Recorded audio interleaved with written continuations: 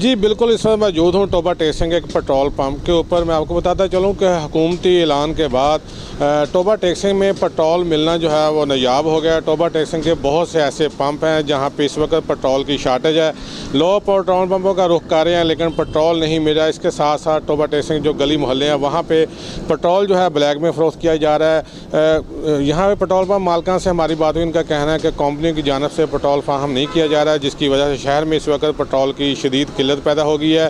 Toba टेक्सिंग ज़िले इंतज़ामिया से बात हुई, उनका कहना है कि बहुत जल्द पेट्रोल की किल्लत जो है इसको दूर कर लिया जाए। मेरे साथ एक शहरी मौजूदा पेट्रोल डलवाने के लिए, इनसे पूछते हैं कि जी आप बताएं।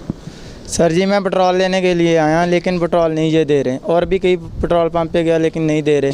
अगर गली मोहल्ले में जाते हैं तो 90 रुपये 100 रुपये दे रहे हैं, ब्लैक में पेट्रोल बेच रहे हैं।